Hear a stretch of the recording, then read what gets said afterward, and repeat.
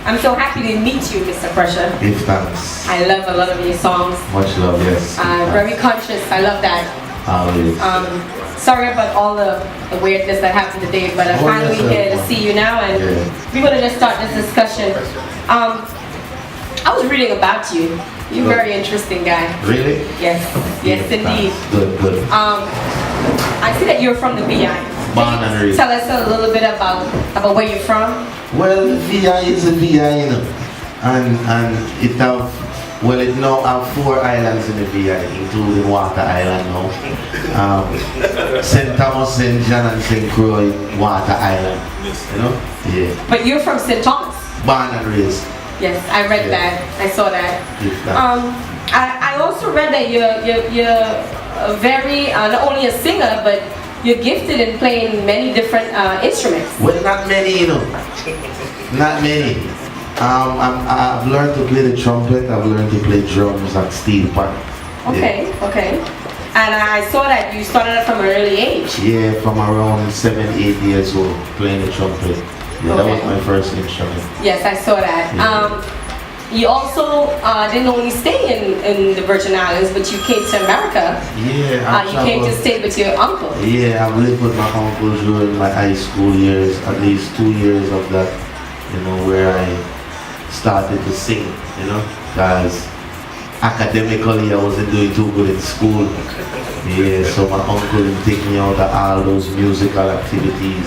So I had to stay focused on homework and getting the grades up and stuff. So at that time, you know, he didn't have to worry about hearing me playing the drums or pounding the sticks or blowing the trumpet. I just simply quietly just started to pick up a pen and write lyrics, you know.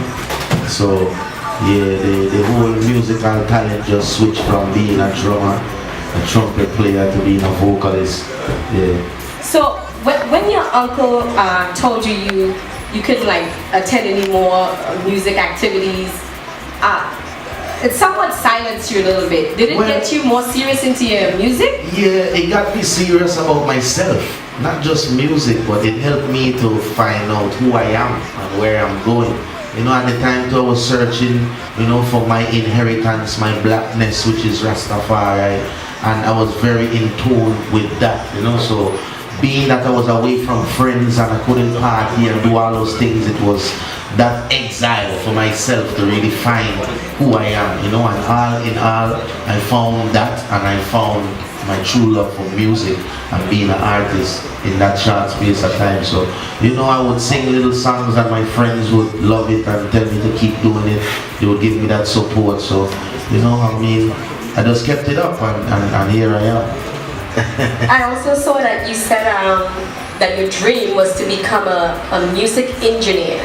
Yeah, you know, because I just wanted to be something that would carry the music to a different level. And I never thought it would be singing, you know. I thought that I would be a drummer for a big band, you know. I never thought that I would be the actual singer in front of the audience, you know. But it's just that sometimes when you think, you know, Jah always have some great in store for you. So did you ever venture into music engineering or going to school? No, I haven't paid it any attention since I started to sing. For the reason why is because, you know, everybody, I mean, I can't do everything, you know. And if somebody else has that strong point, I prefer they take on that road. For me to try to do everything and try to accomplish everything, I will never master anything. But I see that you're, besides the music engineering part, the producing part. Yeah. I think you have that part. Yeah, I do. I have produced songs, you know, not the songs that have made it worldwide or anything like that, but I have produced songs, and a lot of the music now that I'm putting out has some of my production visions in it, and, you know, I would arrange and try to help compose the music and everything like that. But to say that I am the producer that's producing the music, no, but I am more in a part of the arranging and composing now, you know. Okay, can you tell me a little bit about, is it the Star Lion family? Star Lion family, yes. Well, Star Lion family joined right after I left from high school in America to go back to the Virgin Islands to finish high school, you know. Like my friends that would tell me keep doing what I'm doing, they also were DJs and chanters as well, you know. So when I got back to the Virgin Islands, I linked up with one of my friends that I went to school with for a very long time, and he was chanting, and he said, yo, you know, we need to do some show and take on some shows. So me and him would do shows together, just the two of us, and we were from Charlotte Amali High School. So what we would do is we would leave our high school and go to Ivana Idoroken High School and compete against the chanters in Ivana Idoroken High School.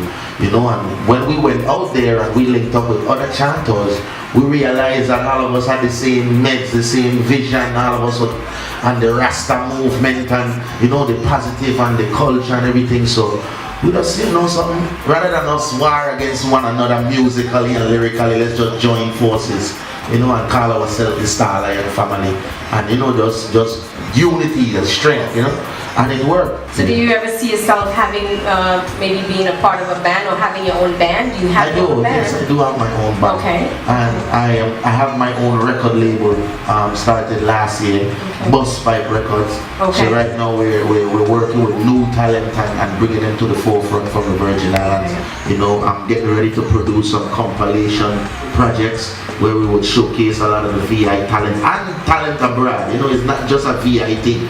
You know, it's a musical thing, you know what I mean? But it's founded from the Virgin Islands, and if it's there, then we have no choice but to shine a light on the talent that we have, that we know can make a great impact in the world, you know? My question to you is, where do you see yourself, like 5-10 years from now? Alive. Alive.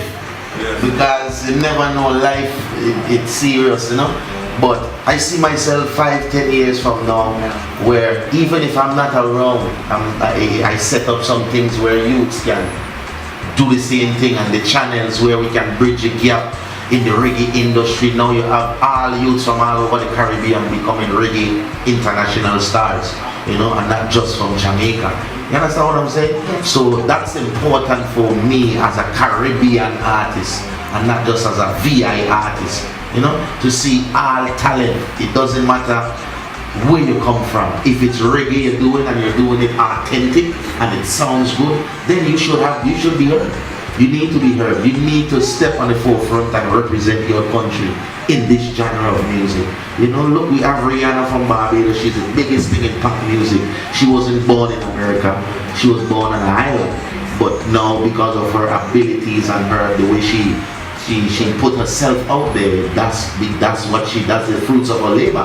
You understand? So yeah, we want to see more youths from the Caribbean get exposed and not just be stifled because of where they come from and the poverty and, you know, their lack of education. Sometimes a man might not be smart in school, you know, but his talent alone will make him more money than a man that spent his whole life going to college and all those things, trying to become the most smart person in the world, you know. So yeah. So, let me ask you this. What would be your advice to any young person that's coming out there that wants to sing, no matter what kind of music it is, and maybe they might have some hindrances, like maybe their uncle might tell them, you know, no more music stuff, stay on your academic, you know, to get good grades. What would be your advice to them? Well, first and foremost, education is the key in all things, you know. I mean, even if your parents tell you, listen, you know, you need to study your schoolwork, take it serious, you know, because you're going to need all that knowledge in this music. You're going to need the education of life, you know, to create lyrics. You're gonna know, you have to know stuff. You have to be knowledgeable to say things in music. You know, a lot of people just hear stuff and then they say it in music. You know, my music is heartfelt. Anything that I say in my songs are things that I've experienced or I've seen people experience, things that I'm living now. So I can speak those things because I am a living testimony of that. So you're in Houston tonight? Definitely, live. After you leave Houston, what's your next stop? Well, I leave for the Virgin Islands in the morning. I have a couple shows in Virgin Gala next weekend for their carnival, and I'll be heading from there to Atlanta on the 5th of April for another concert. After that, I'll be leaving in a couple of weeks on tour in Europe. So I'll be touring Europe for 3 weeks from the 30th of April. So I'll be on the road for 3 weeks, and the album is getting ready to hit the stores April 15th. So definitely the people can look out for that in stores, online, iTunes. The name of the album is entitled The Sound. The Sound, and not just the sound like a sound man or a sound clash. The sound, meaning that this sound is a sound that will heal the nation. Not just the sound that people want to dance and this is not the regular pressure. Like, let me give you some love and affection and my favorite song. This is not that pressure that the world has been hearing for the last 5 years. This is the pressure that the people who started out with me know. This is where pressure started from, and this is where it's at right now. The sound, roots and culture, upliftment, Rastafari love, love from one to another. That's the movement coming upon right now. So you have changed? No, I have not changed. No, I've not changed. I'm just being free and being able to just accept life for what it is. Life is full of phases, and it doesn't mean that I'm changing, because there's no way I could give up the woman in a music. No way I can do that. But at the same time, there's no way I could give up the streets. Right. There's no way I could give up the Most High. So there's a time and place for everything. And right now is a time when people are yearning for positive. They're yearning for health. Even health. People are more going to the gym. They're more eating healthy. Right now is a time for that revolution, that health revolution, that spiritual revolution to get yourself on top of that. And I want to be on the front line where people can be like, listen, no one listen to some pressure so we can get them meds there. So it's important for me to make sure that the music is clean. People can learn something, the children can turn it on, grandma can listen to it and say, why am I singing about? I hear that nonsense right now, I know. So right now, Granny and Daddy could listen to the song and say, yeah, I love those lyrics. So that's important. Well, Mr. Pressure, I am so glad I had this opportunity to speak with you this evening. I can't wait to hear you sing tonight. Well, tonight is going to be off the chain. Fire.